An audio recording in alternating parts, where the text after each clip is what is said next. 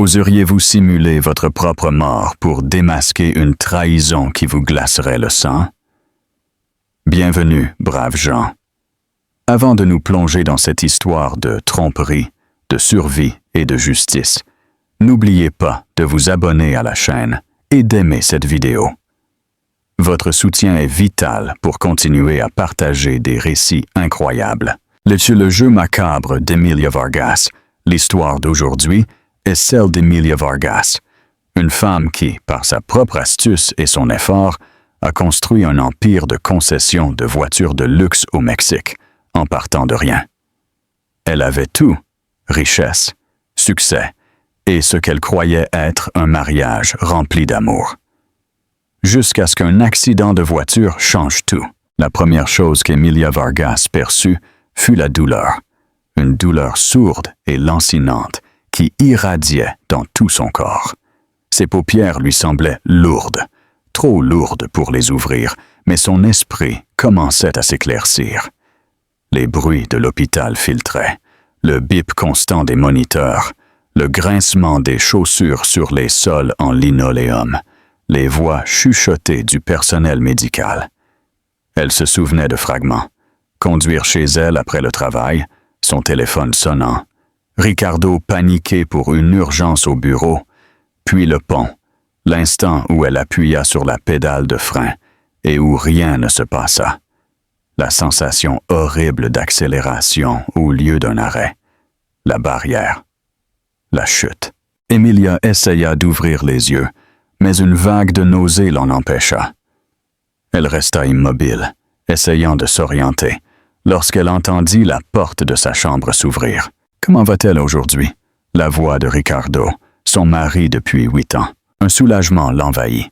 Il était là. Tout irait bien.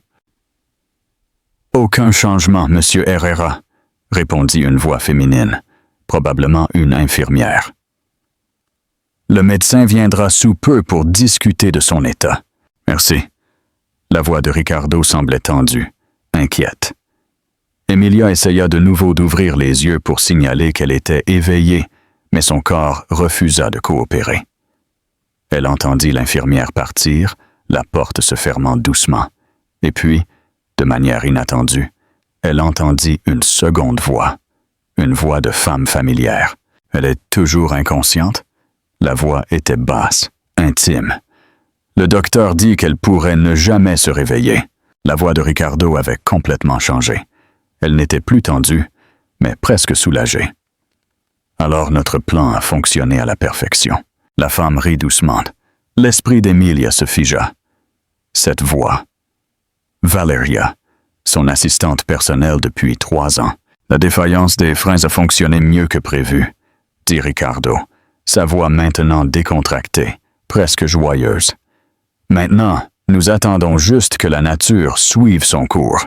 Un léger froissement de tissu, le bruit d'un baiser. Tu es brillant, Ricardo. Je savais que tu pouvais le faire. Le cœur d'Emilia commença à s'accélérer. Le moniteur à côté d'elle bipait un peu plus vite.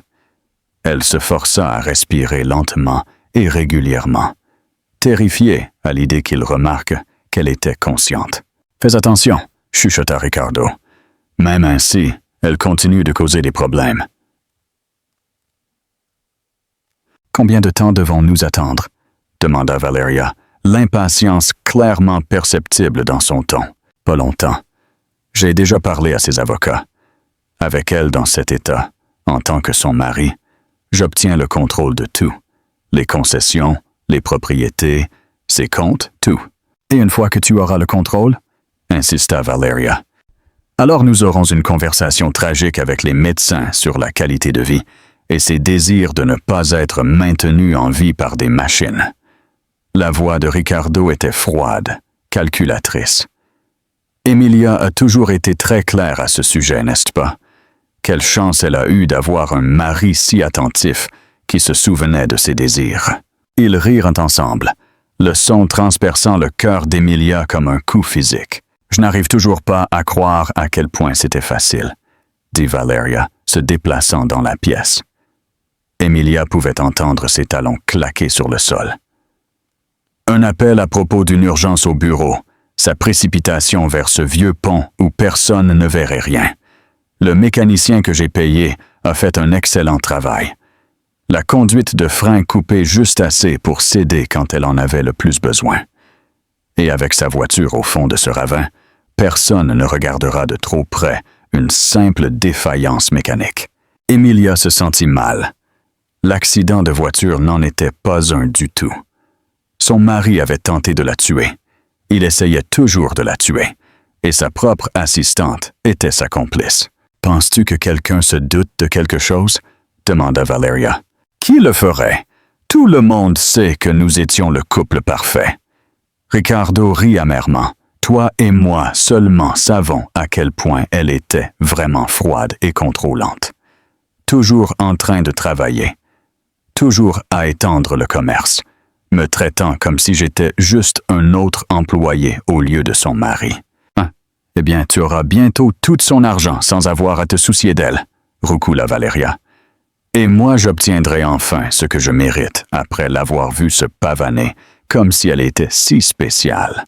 Emilia entendit le bruit d'un tiroir s'ouvrant. « Tu cherches ça ?» demanda Ricardo.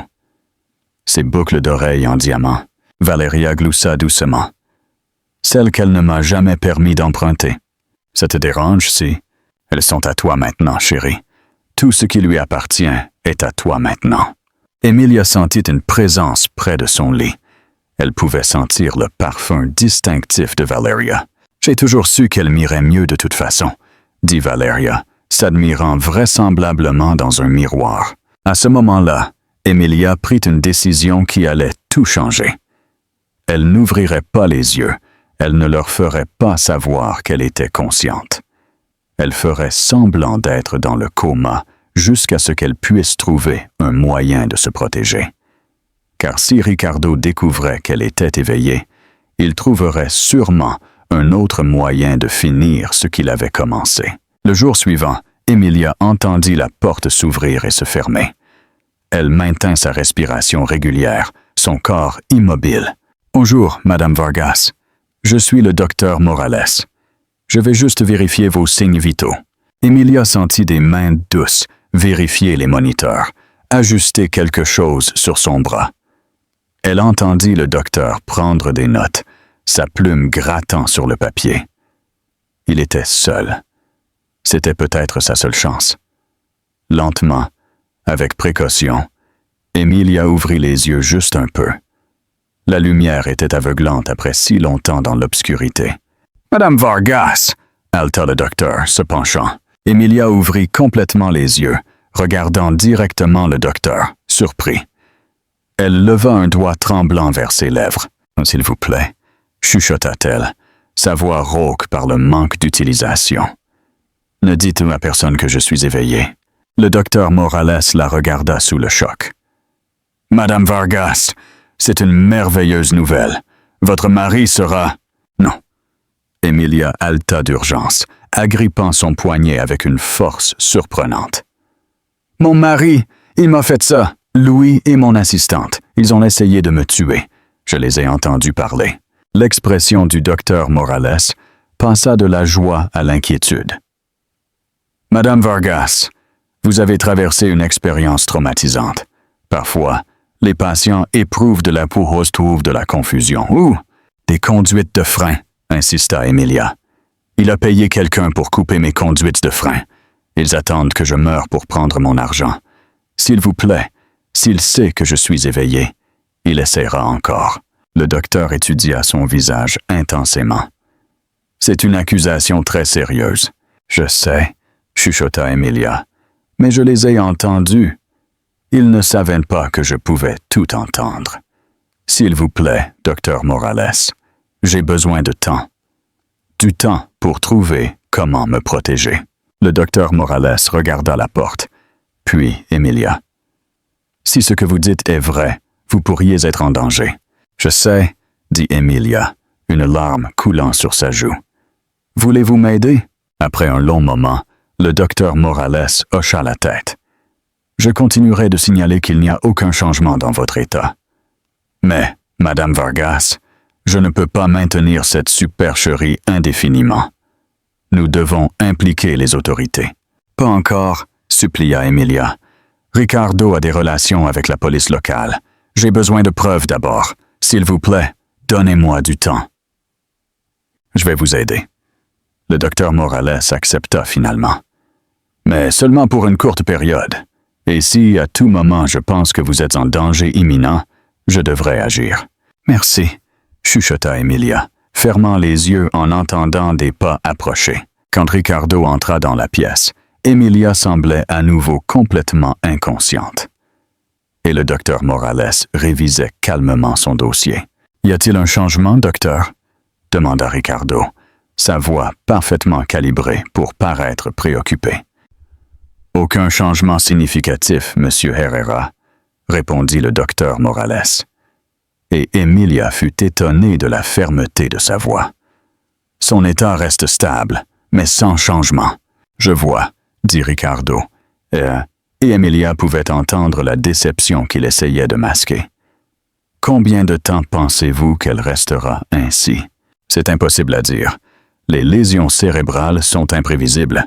Certains patients se réveillent après des jours, d'autres après des mois ou des années. Certains, malheureusement, ne retrouvent jamais conscience. Et quelles sont ses chances de se réveiller? Je veux dire, le docteur Morales fit une pause. Étant donné l'étendue de ces lésions et le temps qui s'est écoulé sans amélioration, je dirais que les chances sont de plus en plus minces. Mais nous ne perdons pas espoir, monsieur Herrera. Bien sûr que non, dit Ricardo doucement. J'ai juste besoin d'être réaliste quant à ses soins et... Ce qu'elle voudrait, je comprends. Nous pourrons discuter des options dans mon bureau plus tard cette semaine. Pour l'instant, parlez-lui. Certains patients peuvent entendre même dans cet état. Emilia sentit presque Ricardo se crisper. Ils peuvent. Sa voix avait un nouveau ton. Certaines recherches suggèrent que c'est possible, bien que dans le cas de Madame Vargas, étant donné la nature de son activité cérébrale, il est peu probable qu'elle traite beaucoup, voire rien. Je vois, dit Ricardo, l'air soulagé. Eh bien, je vais en tenir compte. Après le départ du docteur Morales, Ricardo s'assit près du lit d'Emilia. Elle pouvait le sentir l'observer, et il lui fallut toute sa volonté pour maintenir sa respiration régulière, son visage détendu. « Emilia, Emilia, Emilia » dit-il doucement, mais il n'y avait aucune affection dans sa voix. « Tu devais toujours faire les choses à ta manière. Tu n'aurais pas pu simplement mourir rapidement dans l'accident. Tu dois toujours avoir le contrôle. » Il soupira de manière dramatique. « Tu sais, rien de tout cela ne serait arrivé si tu avais apprécié ce que tu avais, si tu m'avais traité comme un mari au lieu d'un accessoire. » Sa voix se durcit. « Sais-tu ce que ça fait d'être présenté comme le mari d'Emilia Vargas à chaque événement? Que tout le monde sache que tu n'es que le mari trophée qu'elle a ramassé avant de devenir riche. » Emilia sentit sa main prendre la sienne, et elle lutta contre l'envie de la retirer. « Eh bien, je suppose que je devrais au moins te remercier pour ça, » continua-t-il. « Ton état fait que tout le monde a tellement pitié. »« Pauvre Ricardo, » disent-ils tous. « Personne ne me remet en question de prendre les décisions commerciales. Ton empire commence déjà à être le mien. » Il replaça sa main sur le lit négligemment. « Valeria est de toute façon beaucoup plus apte à être ma femme. Elle comprend quel devrait être le rôle d'une femme, et elle a 10 ans de moins que toi. » Je t'ai déjà mentionné ça. Emilia l'entendit se lever. Elle le sentit se pencher sur elle. « Juste entre nous, » chuchota-t-il près de son oreille. « J'espère que tu peux m'entendre. J'espère que quelque part dans ton cerveau, tu sais exactement ce qui se passe et que tu ne peux rien y faire. Ce serait la justice parfaite pour l'impuissance que tu m'as fait ressentir toutes ces années. » Quand Ricardo quitta la pièce, Emilia s'autorisa une seule larme. Comment n'avait-elle jamais vu la haine sous son charmant extérieur? Avait-elle toujours été là ou avait-elle grandi avec le temps? Elle avait construit sa chaîne de concessions à partir d'un seul site défaillant qu'elle avait acheté avec chaque sou de ses économies. Elle avait travaillé 18 heures par jour pendant des années en faisant l'entreprise de voitures de luxe la plus prospère dans 3 États. Ricardo était entré dans sa vie alors qu'elle commençait tout juste à réussir, l'enchantant par son attention et son soutien, ou ce qu'elle avait cru être du soutien. Maintenant, elle comprenait. Il n'avait jamais été fier de son succès. Il avait attendu de le voler. Au cours des jours suivants, Emilia apprit plus sur sa situation qu'elle n'aurait jamais voulu savoir. Ricardo lui rendait visite quotidiennement, faisant toujours un spectacle de mari dévoué lorsque le personnel était présent. Mais dès qu'il était seul, le masque tombait. Il amenait fréquemment Valeria avec lui, et il parlait ouvertement de leurs plans, confiant qu'Emilia ne pouvait pas les entendre. Le transfert de la propriété du centre a été effectué aujourd'hui, dit Ricardo lors d'une visite. Sa signature a l'air étonnamment bien, n'est-ce pas? J'ai eu assez de pratique, rit Valeria.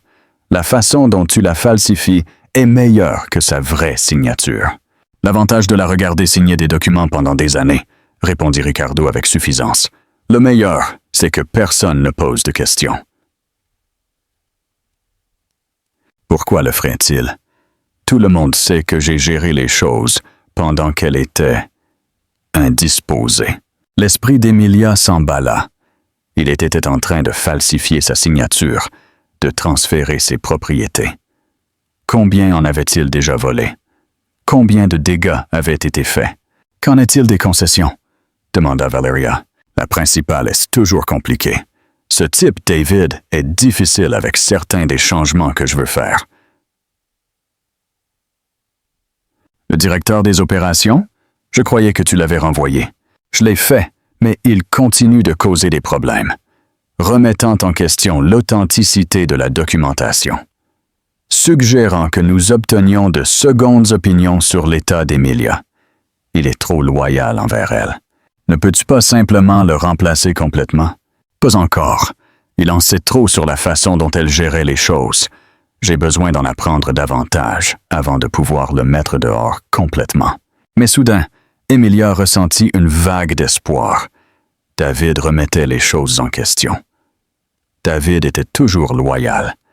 Elle l'avait embauché il y a 5 ans, reconnaissant son intégrité et son intelligence. Peut-être qu'il pouvait être un allié. Pensez-vous que la loyauté puisse être une faiblesse ou une force dans des situations extrêmes? Partagez votre opinion dans les commentaires. Plus tard cette semaine-là, Emilia entendit Ricardo se disputer avec quelqu'un devant sa porte. « Je vous l'ai dit, vous n'êtes plus autorisé à lui rendre visite », disait Ricardo en colère. « J'ai travaillé avec Emilia pendant 5 ans, Monsieur Herrera », était la voix de David. « Je veux juste voir comment elle va. Elle est exactement comme la semaine dernière, inconsciente, sans réponse. Les médecins disent qu'il y a peu d'espoir de guérison. Alors, qu'y a-t-il de mal à me laisser la voir? Insista David.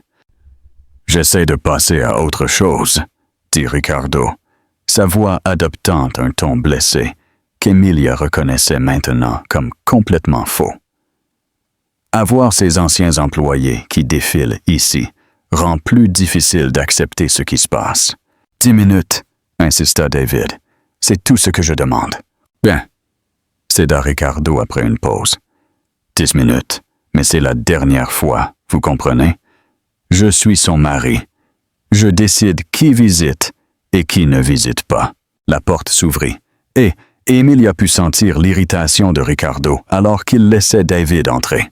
10 minutes, répéta Ricardo. Je serai juste dehors. La porte se ferma. Et Emilia entendit David s'approcher de son lit. Bonjour, Emilia, dit-il doucement. C'est David. Sa voix était gentille, très différente de la façon dont Ricardo lui parlait lorsqu'ils étaient seuls. Emilia souhaitait désespérément pouvoir répondre, donner un signe qu'elle pouvait l'entendre. Des choses ne vont pas bien à l'entreprise, continua David. Ricardo fait des changements, de gros changements, vendant des propriétés, renvoyant des gens que tu avais depuis des années. Il soupira lourdement. J'ai essayé de l'arrêter. Je lui ai dit que tu ne voudrais pas de ça, mais il dit qu'il a maintenant la procuration. David s'approcha. Quelque chose ne me semble pas normal dans tout ça, Emilia. L'accident. Ricardo prenant le contrôle si rapidement. J'ai posé des questions. Peut-être trop de questions. Il m'a renvoyé hier. Emilia ressentit une vague de colère. David avait été la colonne vertébrale de ses opérations, la seule personne en qui elle avait une confiance implicite avec son entreprise. Le travail ne m'importe pas, continua David.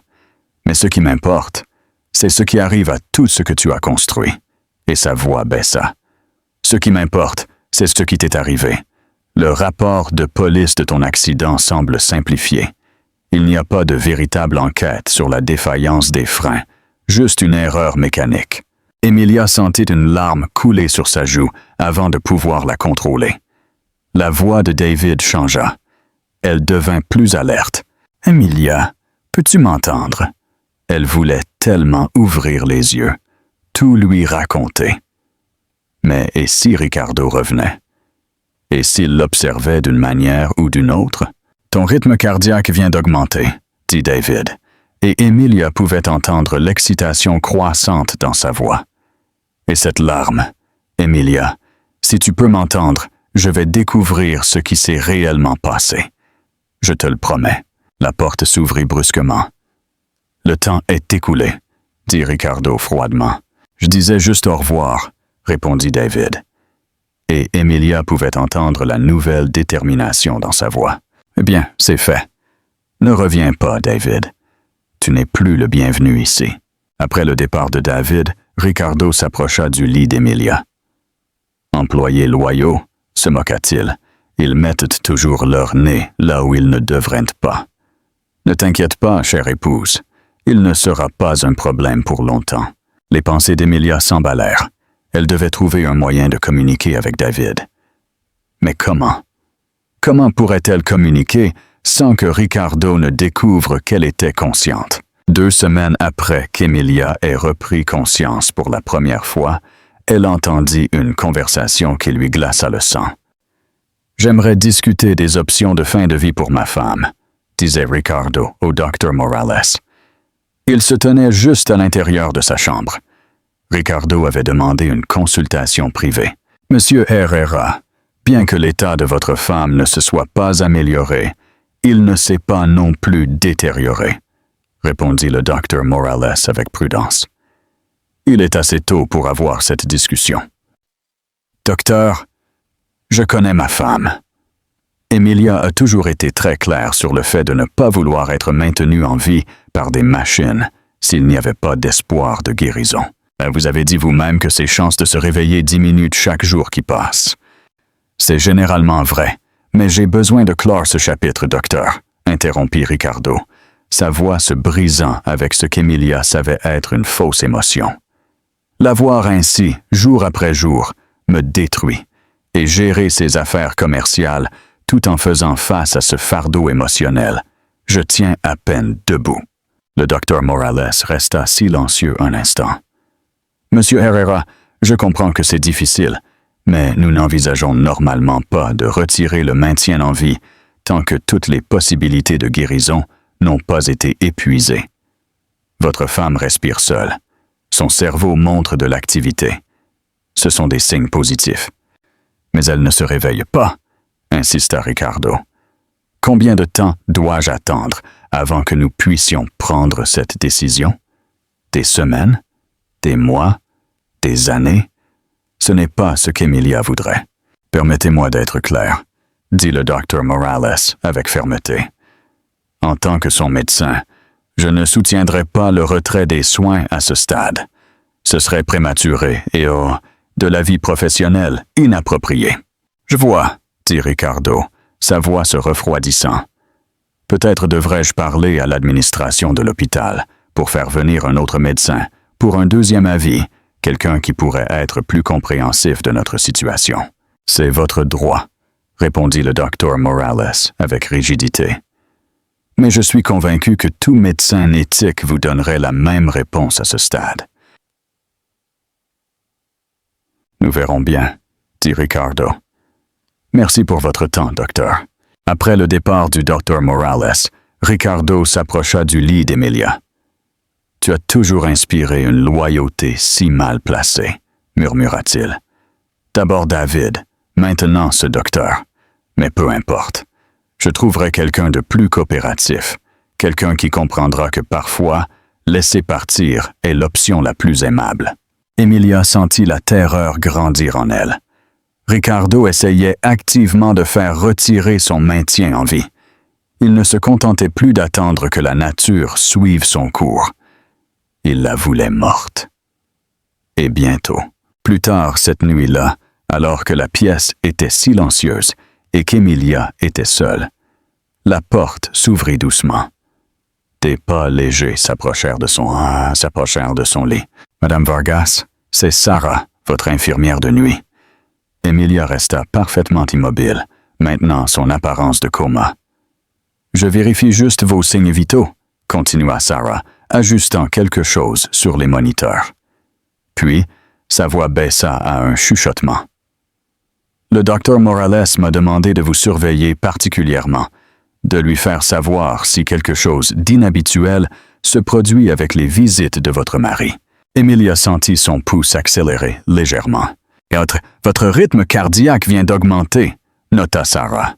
« Je vous observe depuis un moment, Madame Vargas. J'ai remarqué des choses, comme votre rythme cardiaque qui change lorsque certaines personnes sont dans la pièce, l'alarme lorsque votre directeur vous a rendu visite, la tension sur votre visage lorsque votre mari est ici. » Sarah se pencha. « Madame Vargas, si vous pouvez m'entendre, je veux que vous sachiez que vous n'êtes pas seule.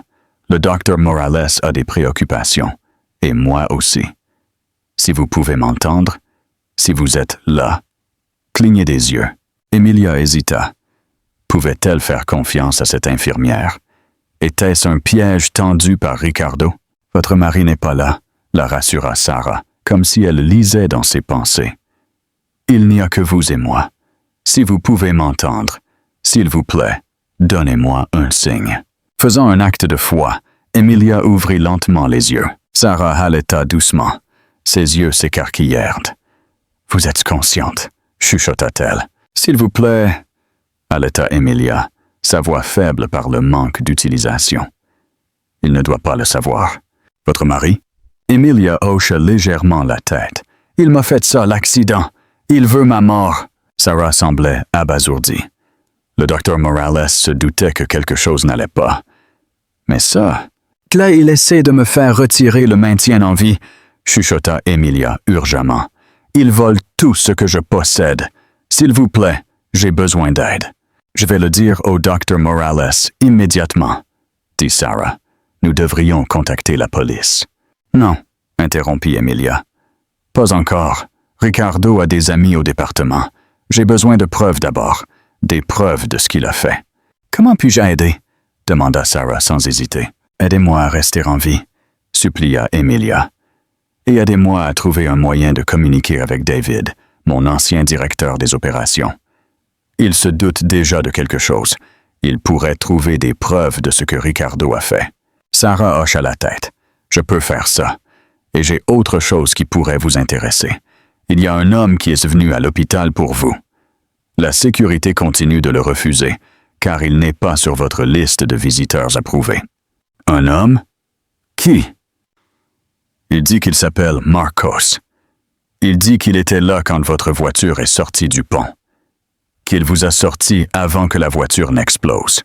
Votre mari dit à tout le monde que vous avez été secouru par les services d'urgence. Mais cet homme insiste que c'était lui. » Emilia ressentit un sursaut de reconnaissance. Elle avait un vague souvenir de mains rugueuses, la tirant de l'épave.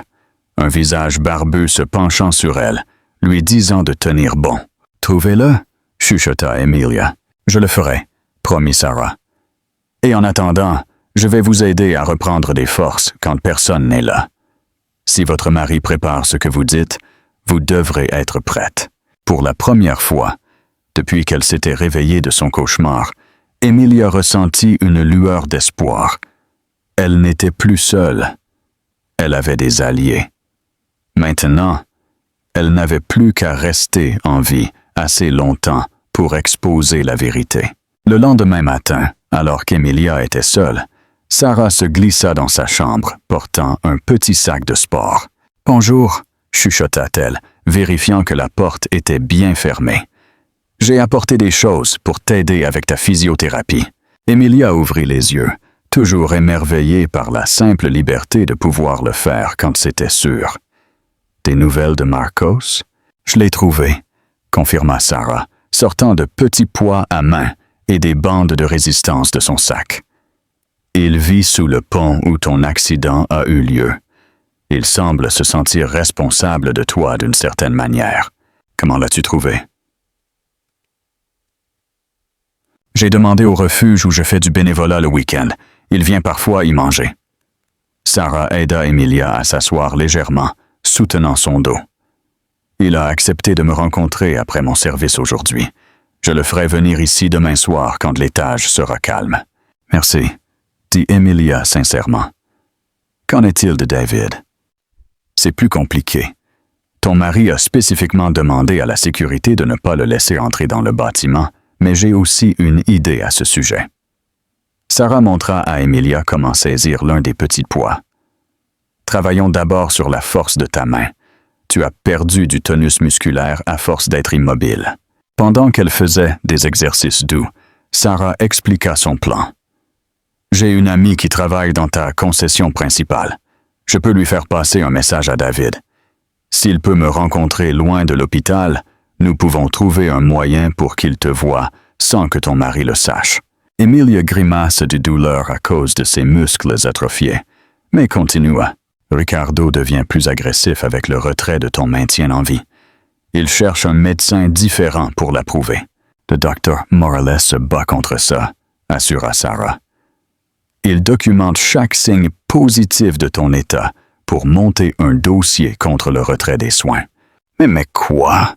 Ton mari est persistant et il dit à tout le monde à quel point il est dévoué à honorer tes vœux. Sarah aida Emilia à étendre son bras avec soin. Il est très convaincant. Même une partie du personnel commence à sympathiser avec lui. Il a toujours été doué pour manipuler les gens, dit amèrement Emilia. C'est pourquoi je n'ai jamais vu la vérité avant qu'il ne soit trop tard. Elles travaillèrent en silence pendant quelques minutes, Emilia luttant contre l'inconfort des muscles qui se réveillaient après des semaines d'inactivité. « Puis-je te demander quelque chose de personnel? » dit finalement Sarah. « Ah, bien sûr. Pourquoi fait-il ça? »« Juste pour ton argent, » soupira Emilia. « Je pense que ça a commencé comme ça. Ricardo est entré dans ma vie alors que mon entreprise commençait à peine à décoller. Il était charmant, attentif, tout ce que je pensais vouloir. J'étais tellement occupé à construire mon entreprise que je n'ai pas vu ce qui se passait. Qu'il ressentait mon succès, mon indépendance. Il voulait le style de vie que mon argent pouvait lui offrir, mais il détestait que cela vienne de moi. » La voix d'Emilia se durcit. Et puis il a rencontré Valeria, mon assistante. Elle lui faisait sentir puissant d'une manière que je n'ai jamais faite. Il planifie cela depuis plus d'1 an, d'après ce que j'ai entendu. Sarah secoua la tête.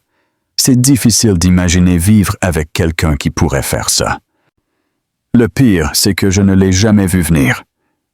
Emilia laissa tomber son bras, épuisée par le simple exercice. Je pensais que nous étions heureux, ou du moins satisfaits. Je savais que nous nous étions éloignés. Mais un meurtre? Elle rit sans humour.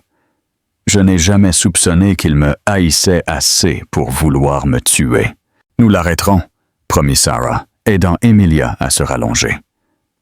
Mais pour l'instant, tu as besoin de te reposer. Je reviendrai ce soir avec plus d'exercices, et demain, j'amènerai Marcos. Après le départ de Sarah, Emilia ferma les yeux, ne faisant pas semblant cette fois, mais se reposant réellement. Son esprit était plus clair maintenant qu'il ne l'avait été depuis l'accident, et avec la clarté vint la détermination. Ricardo avait peut-être essayé de tout lui prendre, mais il l'avait sous-estimé. Il l'avait toujours fait. La nuit suivante, fidèle à sa parole, Sarah revint avec un visiteur. Emilia, qui avait fait semblant d'être inconsciente comme elle le faisait toujours lorsque la porte s'ouvrait, entendit 2 paires de pas entrer dans sa chambre. « C'est juste nous », chuchota Sarah. « Tu peux ouvrir les yeux. » Emilia leva les yeux pour voir Sarah debout à côté d'un homme grand et barbu aux vêtements usés. Il regarda Emilia avec un mélange de choc et de soulagement. « Vous êtes éveillée ?» dit-il. Sa voix était rauque, mais douce. « Marcos ?»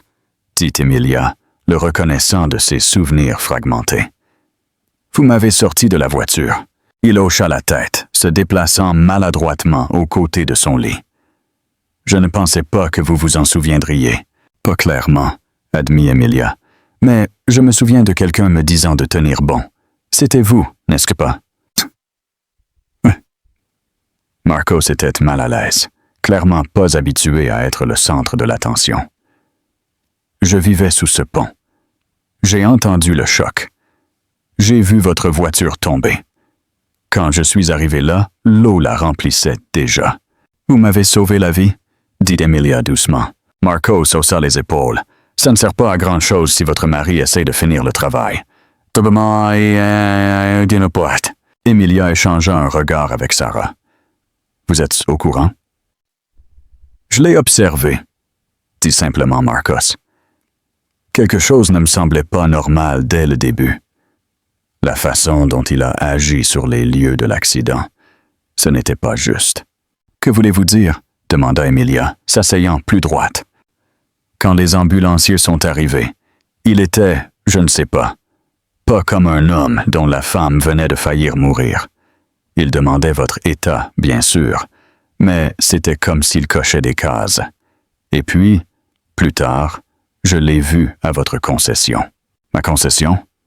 Quand? Quelques jours après l'accident. J'y suis allé parce que j'ai trouvé votre carte de visite dans la voiture quand je vous ai sorti. J'ai pensé que quelqu'un devrait savoir ce qui s'était vraiment passé.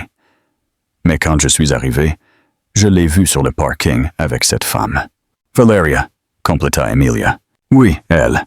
Ils célébraient, s'embrassant, riant. Ce n'était pas juste. Les yeux de Marcos s'assombrirent. Alors j'ai commencé à faire attention, et puis je les ai entendus parler des freins. Le cœur d'Emilia s'accéléra. Vous les avez entendus admettre qu'ils ont trafiqué ma voiture? Marcos hocha la tête. Ils ne m'ont pas vu. Je ramassais des canettes dans la poubelle de la concession. Ils étaient à l'arrière. Ils pensaient être seuls. La femme, Valeria, s'inquiétait de l'enquête policière. Votre mari lui a dit de ne pas s'inquiéter, qu'il avait bien payé le mécanicien pour que ça ressemble à une simple défaillance de frein due à l'usure. « Marcos, » dit Emilia urgemment, « serez-vous prêt à dire cela à la police? » Il hésita. « La police et moi, nous ne nous entendons pas très bien. Et qui me croirait moi plutôt qu'un riche homme d'affaires? » « Il le ferait si nous avions des preuves, » interrompit Sarah. « Marcos, avez-vous vu de quel mécanicien il parlait par hasard? »« Mieux que ça, » dit Marcos, plongeant la main dans la poche de sa veste. « Je suis allé à la casse où ils ont emmené votre voiture. La sécurité est assez lâche la nuit, j'ai trouvé ça. » Il sortit un sac en plastique contenant ce qui ressemblait à des composants de la conduite de frein endommagée. Le mécanicien a coupé la conduite presque complètement, mais il a fait en sorte que ça ressemble à une usure normale, expliqua Marcos. Ces pièces portent toujours les marques de l'outil.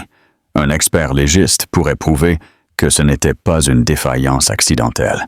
Emilia regarda la preuve avec stupéfaction. Marcos, je ne sais pas quoi dire. Ne dites rien encore, répondit-il. Gardez les pièces en sécurité. Nous avons toujours besoin de les attraper en train d'admettre ce qu'ils ont fait. Votre parole contre la leur ne suffit pas. Et ces pièces seules ne prouveront pas qui a fait la coupe. Sarah toucha l'épaule d'Emilia. J'ai d'autres nouvelles. J'ai fait passer un message à David.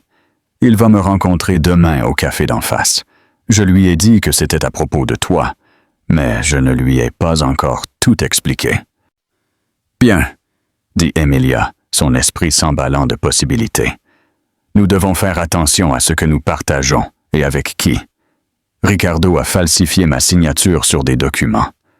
David pourrait aider à prouver cela. Il y a autre chose que vous devriez savoir, dit Sarah avec hésitation. Votre mari est venu plus tôt aujourd'hui pendant que vous dormiez. Il était avec un autre docteur, un spécialiste d'un autre hôpital. Il discutait de votre état et le nouveau docteur semblait beaucoup plus réceptif à l'idée de retirer les soins. Emilia sentit une peur froide l'envahir. Quand? Je ne suis pas sûr, mais d'après ce que j'ai entendu, il parle de prendre une décision d'ici la fin de la semaine. Alors nous n'avons pas beaucoup de temps, dit Emilia fermement. Nous devons coordonner nos efforts. Sarah, lorsque tu rencontreras David demain, mets-le au courant, mais sois prudente. Si Ricardo se doute de quelque chose, il pourrait accélérer ses plans. Je serai prudente, promit Sarah. Marcos, continua Emilia, pouvez-vous garder ces composants de frein en sécurité? Ce sont les meilleures preuves physiques. Il hocha la tête. Je les ai cachés là où personne ne les trouvera. Bien, et je dois continuer à reprendre des forces, dit Emilia, la détermination durcissant sa voix. Quand le moment viendra de confronter Ricardo, je devrais être prête. Alors qu'ils finalisaient leur plan, Emilia ressentit quelque chose qu'elle n'avait pas éprouvé depuis avant l'accident. Un objectif. Elle ne faisait plus que survivre, elle se battait, et avec ses alliés inattendus à ses côtés, elle avait enfin une chance d'obtenir justice. La nuit suivante, Sarah revint dans la chambre d'Emilia, l'air énergique. « J'ai rencontré David », dit-elle dès qu'elle ferma la porte. Il enquêtait sur Ricardo de son côté. Il a déjà rassemblé pas mal de preuves. Emilia s'assit avec anxiété. Quel genre de preuves? Des relevés financiers montrant que Ricardo a systématiquement transféré tes actifs vers de nouveaux comptes sous son contrôle. Des signatures falsifiées sur des documents légaux et a trouvé un schéma dans le passé de Ricardo qui pourrait t'intéresser. Quel schéma? Sarah aida Emilia avec ses exercices pendant qu'elle expliquait. Avant que Ricardo ne te rencontre, il est sorti avec 2 autres femmes riches. Les 2 relations ont pris fin lorsque les femmes ont soudainement connu des problèmes financiers. L'une a perdu son entreprise dans ce qui semblait être une série de mauvais investissements. L'autre a subi un vol d'identité, entraînant une dette massive. Tu crois que Ricardo était responsable? David en est certain. Il a retrouvé ses femmes. L'une d'elles est prête à parler de ce qui s'est passé. Emilia traita cette information tout en travaillant à renforcer ses jambes. Alors ce n'était pas sa première cible, juste la plus ambitieuse. Exact. Mais voici la bonne nouvelle. David a des contacts au bureau du procureur qui ne sont pas liés et amis de Ricardo dans la police locale. Il pense que nous avons assez pour commencer à monter un dossier. Mais nous avons besoin de quelque chose de définitif. Ricardo et Valeria discutant explicitement de leur plan. Et nous en avons besoin rapidement. Ricardo fait pression pour me retirer le maintien en vie d'ici quelques jours, ajouta Emilia gravement. Sarah hocha la tête. C'est pourquoi David a apporté ceci. Elle plongea la main dans sa poche et sortit ce qui ressemblait à une petite broche décorative.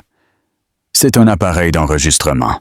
Nous pouvons le cacher dans ta chambre pour capturer leur conversation quand ils pensent que personne n'écoute. Ça va marcher? Demanda Emilia, examinant le petit appareil.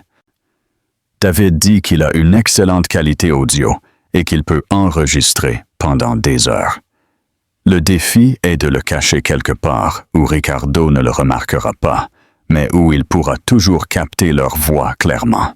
Ils décidèrent de placer l'appareil sous la table de nuit, le positionnant soigneusement pour capturer les conversations autour du lit d'Emilia. « Maintenant, nous attendons, » dit Sarah, « et nous espérons qu'ils diront quelque chose d'assez incriminant pour l'utiliser contre eux. »« Et s'ils ne le font pas? » demanda Emilia. L'expression de Sarah devint sérieuse. « Alors le docteur Morales et moi devrons prendre des mesures officielles basées sur nos soupçons. » Ce ne sera peut-être pas suffisant pour prouver la culpabilité de Ricardo, mais cela devrait suffire à l'empêcher de retirer ton maintien en vie pendant qu'une enquête est menée. Le jour suivant, Emilia maintint sa façade de coma tandis que Ricardo arrivait avec Valeria. Il semblait particulièrement animé. « Tout est prêt ?» dit Ricardo en entrant. « J'ai convaincu le comité d'éthique de l'hôpital de se réunir demain pour discuter du cas d'Emilia. Le nouveau spécialiste est entièrement d'accord avec notre perspective. » « Combien de temps après la réunion jusqu'à ce qu'il, tu sais ?»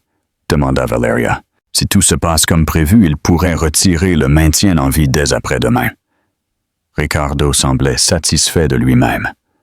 Le docteur Morales s'y oppose toujours, bien sûr, mais il est outrepassé. J'ai fait forte impression en tant que mari dévoué qui prend la décision difficile mais aimante. Valeria rit. « Tu as toujours été un bon acteur. »« C'est presque fini, chérie, » dit Ricardo. Et Emilia put entendre le bruit de leur baiser. « À 7 heures demain, nous finaliserons les dernières formalités. J'ai déjà transféré la majorité des actifs importants. Les concessions sont les prochaines. » « Et ce directeur David, cause-t-il toujours des problèmes? »« Pas pour longtemps, » dit Ricardo sombrement. « J'ai fait en sorte que l'on trouve des incohérences dans la comptabilité de la concession principale. Quand ce sera fini, il fera face à des accusations de détournement de fonds. » Emilia sentit une vague de colère. Ricardo n'essayait pas seulement de la tuer. Il prévoyait aussi de détruire la réputation de David et potentiellement de l'envoyer en prison. « Tu penses à tout ?» ronronna Valeria. « C'est pour ça que je t'aime. L'accident aurait dû la tuer complètement, » dit Ricardo, sa voix se durcissant alors qu'il regardait vraisemblablement Emilia. « Mais cette façon fonctionne aussi, plus propre à certains égards. Personne ne remettra en question un mari affligé qui hérite de la fortune de sa femme, après avoir pris la décision douloureuse de la laisser partir quand il n'y avait aucun espoir de guérison. Combien de temps devons-nous encore continuer à lui rendre visite comme ça? » se plaignit Valeria. « C'est déprimant. Juste jusqu'à ce que ce soit fait. Nous devons maintenir les apparences. » De plus, ajouta Ricardo avec un rire froid, j'apprécie beaucoup ces petites conversations, lui racontant exactement ce que nous avons fait, sachant qu'elle ne peut rien y faire. « Tu es diabolique, » plaisanta Valeria. « Tu n'as aucune idée, » répondit Ricardo. « Maintenant, allons-y. Nous avons une réunion avec les avocats pour finaliser les formalités pour le transfert de la concession. Au moment où Emilia sera stabilisée, tout sera légalement à moi. » Après leur départ, Emilia attendit plusieurs minutes pour s'assurer qu'ils ne reviendraient pas. Puis elle ouvrit les yeux.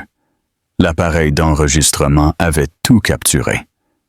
Maintenant, ils avaient la preuve des intentions de Ricardo, de son aveu sur l'accident et de son plan pour piéger David. Il était temps de mettre leur propre plan en action. Cette nuit-là, Sarah, David et Marcos se réunirent dans la chambre d'Emilia pour une session de stratégie finale. « L'enregistrement est clair », confirma David après l'avoir écouté. « Combiné aux composants de frein que Marcos a récupérés et à la documentation financière que j'ai rassemblée, nous avons un dossier solide. » « Mais nous devons agir vite », ajouta Sarah. « Le comité d'éthique se réunit demain à 10 heures du matin. S'ils approuvent le retrait des soins, Ricardo pourrait faire retirer le maintien en vie d'Emilia dès le lendemain matin. »« Alors quel est le plan ?»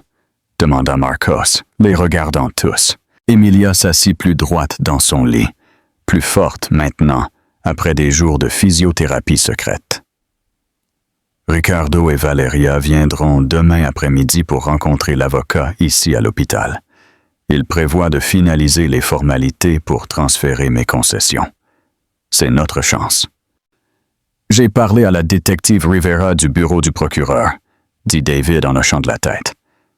Elle enquête sur les crimes financiers et avait Ricardo dans son radar depuis un certain temps, bien qu'elle n'ait jamais eu assez de preuves pour agir. Elle sera ici avec des officiers, ajouta Sarah, en attendant notre signal. Emilia prit une profonde inspiration. Quand Ricardo et Valeria seront ici, discutant des détails finaux de leur plan, pensant que je ne peux pas les entendre, ce sera le moment où je révélerai que j'ai été consciente tout ce temps. « Êtes-vous sûre d'être assez forte ?»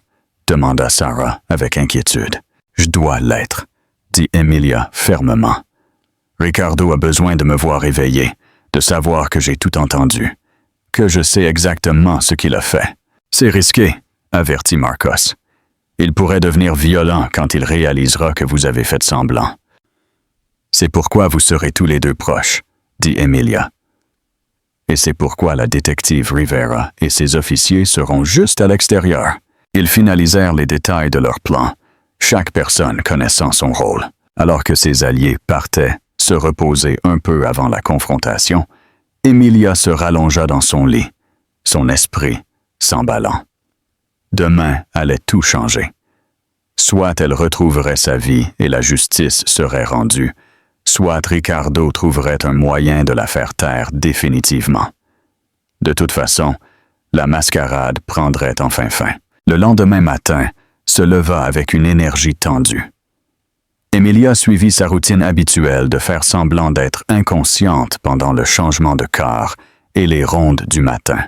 Le docteur Morales entra pour son examen, lui parlant normalement au profit de tout observateur, tout en lui chuchotant des mises à jour. « Le comité d'éthique se réunit maintenant », murmura-t-il, tout en vérifiant ses signes vitaux.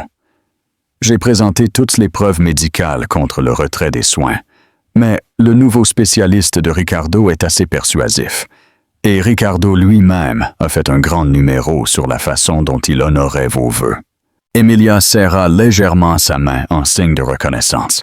« La détective Rivera est en place, » continua le docteur Morales à voix basse. « Elle a des officiers postés dans tout l'étage, vêtus comme du personnel hospitalier. Personne ne les reconnaîtra. » Après son départ, Emilia se concentra sur le contrôle de sa respiration et resta calme. Tout dépendait du timing maintenant.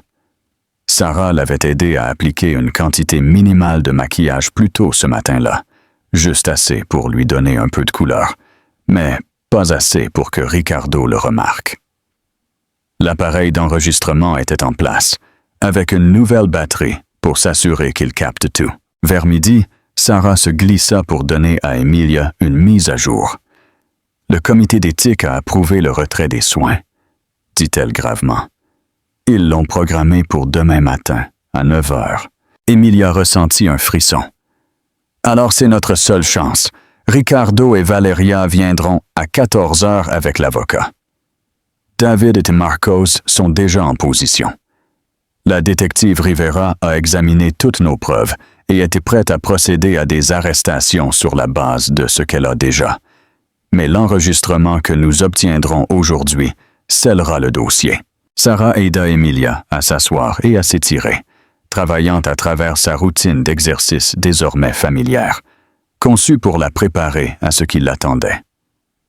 Au moment où Sarah partit prendre sa position, Emilia se sentait aussi prête qu'elle pouvait l'être. À 14 heures précises, Emilia entendit la voix de Ricardo dans le couloir, ainsi que celle de Valeria. Et une troisième voix qu'elle ne reconnut pas, vraisemblablement celle de l'avocat. Elle se remit dans sa position de coma, les yeux fermés, la respiration régulière, le visage détendu. La porte s'ouvrit et 3 personnes entrèrent. « Comme vous pouvez le voir, avocat, l'état de ma femme reste inchangé, » disait Ricardo, sa voix avec cette note parfaite de chagrin pratiqué. « Le comité d'éthique a approuvé le retrait des soins pour demain matin. »« Je comprends, monsieur Herrera, » répondit l'avocat. « Et êtes-vous certain que c'est ce que votre femme voudrait? » « Absolument, » affirma Ricardo. Emilia a toujours été claire sur le fait de ne pas vouloir de mesures extraordinaires s'il n'y avait aucun espoir de guérison. Aussi douloureux que cela puisse être, j'honore ses vœux. « Très bien, » dit l'avocat. « Passons en revue les documents de transfert final pour les concessions. Une fois qu'ils seront signés, toutes les propriétés commerciales de Madame Vargas seront légalement sous votre contrôle. » Emilia entendit le froissement des papiers, le grattement des chaises alors qu'il s'asseyait près de son lit. Juste pour confirmer, continua l'avocat. Ces transferts sont effectués sous la procuration que Madame Vargas vous a accordée avant son accident. C'est exact, mentit doucement Ricardo. Emilia m'a fait implicitement confiance pour toutes ces affaires. Emilia n'avait jamais signé un tel document, et ils le savaient tous. La procuration que Ricardo utilisait était un faux. Comme tant d'autres documents, le moment est opportun, commenta l'avocat. Avoir ces transferts complétés avant la procédure de demain simplifiera considérablement l'héritage. Oui, ça le fera, acquiesça Ricardo. Emilia aurait voulu une transition propre, avec une perturbation minimale pour les entreprises qu'elle a construites. L'hypocrisie décontractée de ses paroles fit bouillir le sang d'Emilia, mais elle maintint sa façade. Pendant que l'avocat guidait Ricardo à travers les documents, expliquant diverses clauses et exigences, Valeria devint impatiente. « Pourrions-nous accélérer cela ?» demanda-t-elle brusquement. « Cette pièce est déprimante. » Valeria, la réprimanda doucement Ricardo. « Montre un peu de respect. »« Pourquoi ?» se moqua Valeria à voix basse. « Elle ne peut pas nous entendre, et à 7 heures demain, elle sera partie de toute façon. »« Quand même, » dit l'avocat, l'air mal à l'aise. « Nous devrions peut-être continuer cela dans la salle de consultation. »« Ce n'est pas nécessaire, » dit Ricardo fermement. « Je veux être ici avec ma femme. Continuons. » Ils procédèrent à d'autres documents, Ricardo posant des questions occasionnelles sur divers points légaux. Emilia contrôlait soigneusement sa respiration, attendant le bon moment. Finalement, l'avocat dit « C'est tout, Monsieur Herrera. Si vous signez juste ici, le transfert sera complet. »« Volontiers, » répondit Ricardo. Emilia pouvait l'imaginer signer avec panache, accomplissant enfin ce qu'il avait planifié depuis si longtemps. C'était le moment d'agir. « Et si Madame Vargas se remettait de manière inattendue ?» demanda l'avocat, presque comme une réflexion après coup. Il y eut une pause. Alors Ricardo rit doucement. « Elle ne le fera pas. » « Mais hypothétiquement, » insista l'avocat, « ces transferts seraient sujets à contestation si elle reprenait conscience et les contestait. »« Faites-moi confiance, avocat, » dit froidement Ricardo. « Ce ne sera pas un problème après-demain. » « Je veux juste être clair sur toutes les possibilités, » insista l'avocat. « En tant que votre conseiller juridique. »« L'accident aurait dû la tuer correctement, » interrompit Valeria avec impatience. « Nous n'aurions même pas cette conversation si la conduite de frein avait correctement cédé. »« Valeria !» siffla Ricardo. « Pas maintenant. »« Quoi? C'est ton avocat, n'est-ce pas? Et elle ne peut pas nous entendre. » La voix de Valeria se rapprocha du lit d'Emilia. « Regardez-la, complètement partie, juste une coquille vide occupant de l'espace. » L'avocat se racla la gorge, mal à l'aise. « Je pense que nous devrions. »« À 7 heures demain, nous serons enfin libérés d'elle, » dit Ricardo, sa voix maintenant dépouillée de toute prétention de soin ou d'inquiétude.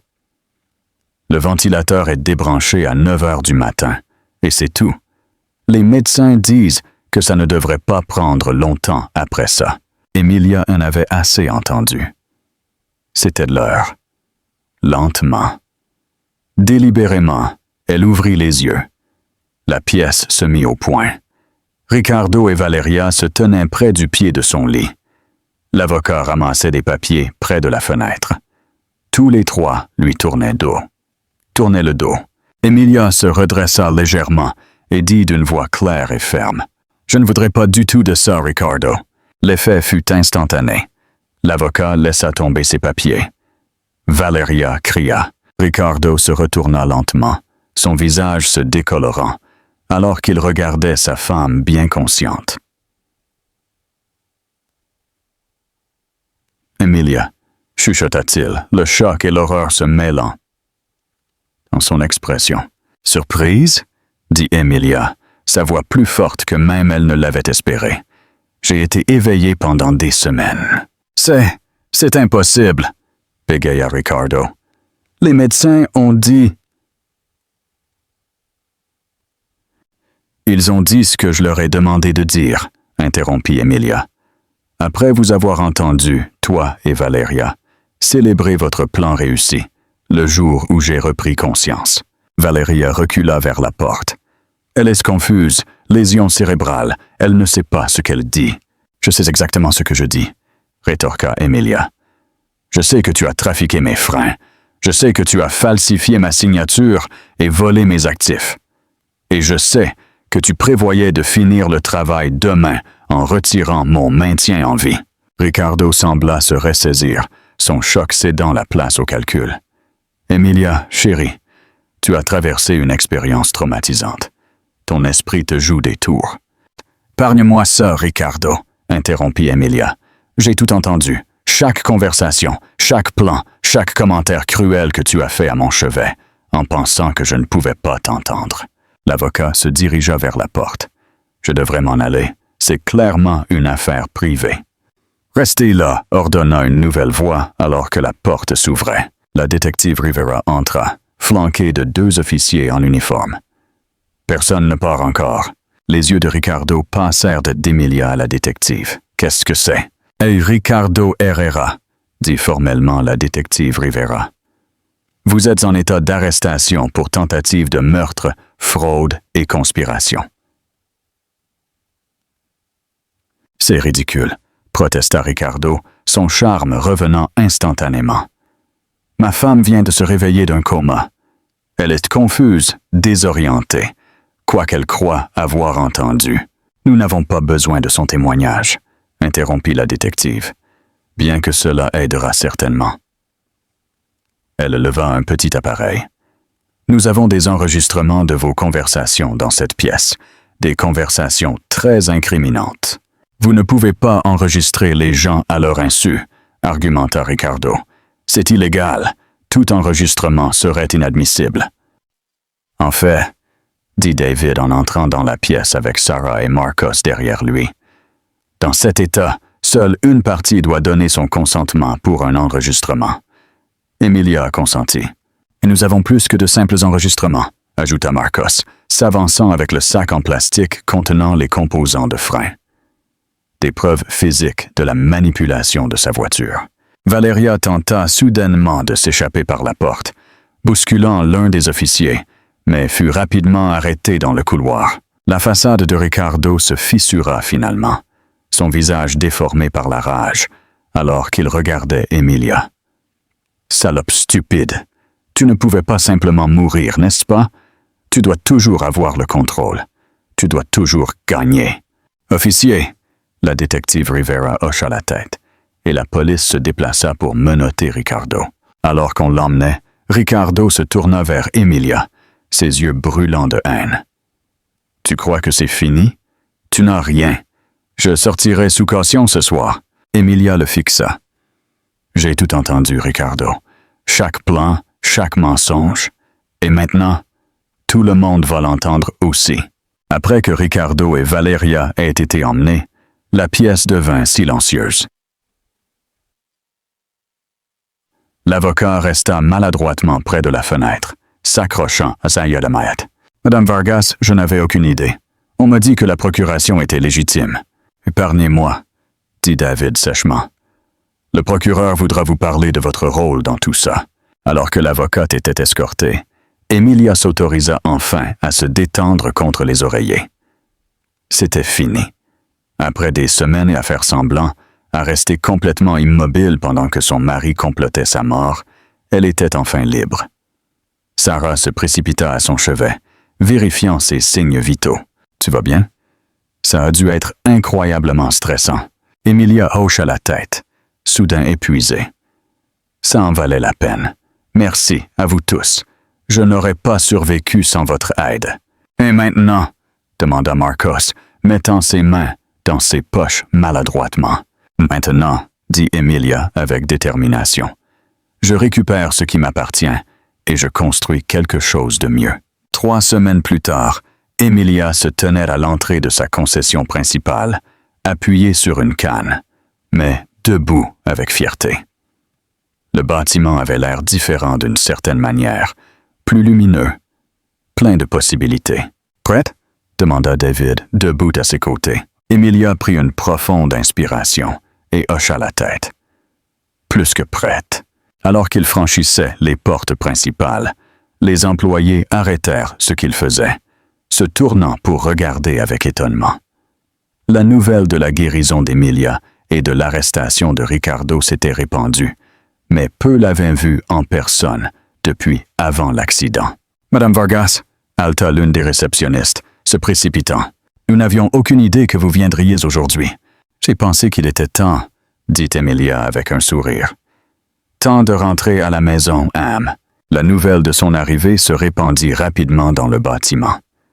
Des membres du personnel sortirent des bureaux de la zone de service, se rassemblant dans la salle d'exposition principale. Emilia reconnut des visages. Certains étaient avec elle depuis des années, d'autres étaient plus récents, embauchés pendant son absence. « Je veux vous remercier tous d'avoir fait fonctionner cet endroit pendant mon absence », s'adressa Emilia au groupe. « Je sais que ça n'a pas été facile, surtout avec la confusion de ces derniers mois. Un euphémisme, bien sûr. Ricardo avait renvoyé des employés loyaux, embauché ses propres gens et commencé à démanteler la culture qu'Emilia avait soigneusement construite. Les dégâts prendraient du temps à réparer. Je veux également présenter, ou réintroduire pour certains d'entre vous, David Chen, continua Emilia, pointant à ses côtés. Comme vous l'avez entendu, David a été essentiel pour découvrir ce qui s'est réellement passé lors de mon accident. À partir d'aujourd'hui, il est officiellement mon directeur des opérations. Des applaudissements éclatèrent, surtout de la part des employés de longue date qui connaissaient et respectaient David. Il y aura des changements dans les semaines à venir, continua Emilia.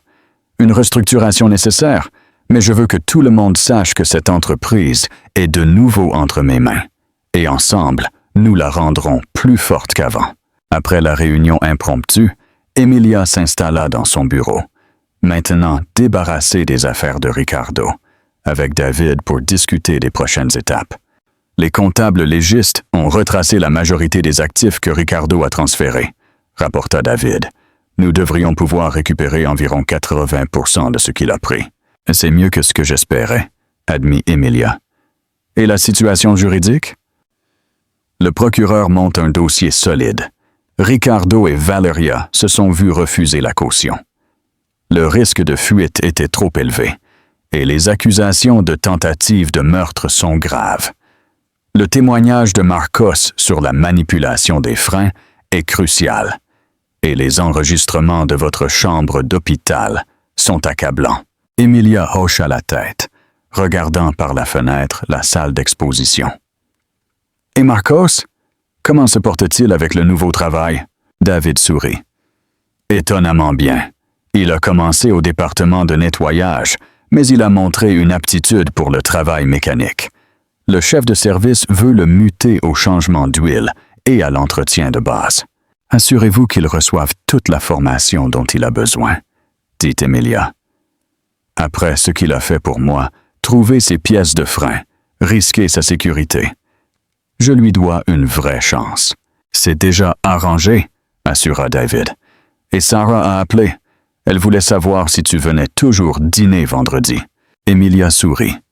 Pendant sa convalescence, elle s'était rapprochée de l'infirmière qui avait risqué son travail pour aider à exposer le plan de Ricardo.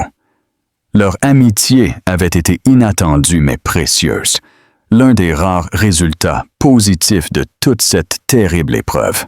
« Dis-lui que je ne le manquerai pour rien au monde, » répondit Emilia. « Maintenant, parlons de cette idée de fondation que j'ai mentionnée. Au cours du mois suivant, Emilia récupéra progressivement sa vie. La guérison physique fut un défi. Son corps s'était affaibli pendant son séjour à l'hôpital, malgré les séances de physiothérapie secrète de Sarah. Mais sa détermination ne faiblit jamais. Les procédures judiciaires avancèrent. Ricardo et Valeria furent accusés de tentative de meurtre, fraude, falsification et conspiration. La preuve contre eux était accablante. Les composants de frein, avec des signes clairs de manipulation, les enregistrements de leur conversation, les relevés bancaires montrant les transferts frauduleux et le témoignage du mécanicien que Ricardo avait payé pour saboter la voiture d'Emilia. Le mécanicien, faisant face à ses propres accusations, avait accepté de témoigner contre Ricardo en échange de clémence. Son récit détaillé de la façon dont Ricardo l'avait approché, combien il avait été payé et exactement ce qu'il avait fait pour s'assurer que les freins échoueraient à haute pression, scella le dossier. 6 mois après qu'Emilia ait ouvert les yeux pour la première fois et entendu son mari planifier sa mort, elle organisa une petite réunion chez elle. Pas le manoir qu'elle avait partagé avec Ricardo, mais un nouvel endroit, moderne et ouvert, sans aucun des souvenirs douloureux de son ancienne vie. Sarah arriva la première, apportant une bouteille de vin et une chaude étreinte. « Tu as l'air incroyable », dit-elle, reculant pour admirer la guérison d'Emilia. « La canne est partie », confirma Emilia. Depuis la semaine dernière, la physiothérapie a finalement porté ses fruits. David et sa femme arrivèrent ensuite, suivis de Marcos, presque méconnaissable avec des vêtements propres, sa barbe bien taillée, son visage plus sain après des mois de repas réguliers et de logement stable. « L'endroit a l'air génial », dit maladroitement Marcos, clairement toujours mal à l'aise dans les situations sociales, mais faisant un effort. « Merci », répondit chaleureusement Emilia. « Et le nouvel appartement? Je m'habitue encore à avoir 4 murs et un toit, admit Marcos avec un petit sourire. Mais ça va très bien. Emilia les conduisit sur la terrasse, donnant sur les lumières de la ville. Alors qu'ils s'asseyaient sur des chaises confortables, elle ressentit un sentiment de paix qu'elle n'avait pas connu depuis longtemps. « J'ai des nouvelles », annonça-t-elle une fois que tout le monde eut des boissons à la main. La Fondation Emilia Vargas est officiellement opérationnelle. Notre première initiative sera un partenariat avec le refuge du centre pour offrir une formation professionnelle et un logement de transition aux sans-abri. C'est merveilleux, dit Sarah, serrant la main d'Emilia. Je sais que c'était un rêve pour toi depuis l'hôpital. Oui, reconnut Emilia. Et j'ai d'autres nouvelles. Le jury a rendu un verdict aujourd'hui dans le procès de Ricardo et Valeria. Le groupe se tue, patanant, coupable de toutes les charges, dit simplement Emilia. Ricardo purgera un minimum de 25 ans, Valeria 15. Un soupir collectif de soulagement parcourut le groupe. Justice était faite. Au nouveau départ, proposa David, levant son verre. Et aux amitiés inattendues, ajouta Emilia, regardant les alliés improbables qui étaient devenus ses amis les plus proches. Sans vous, je ne serais pas ici. Non seulement vous m'avez sauvé la vie, mais vous m'avez aidé à en construire une meilleure. Alors que la nuit avançait, Emilia s'éloigna un instant pour un moment de solitude. Debout au bord de sa terrasse, regardant les lumières de la ville, elle réfléchit à quel point sa vie avait complètement changé.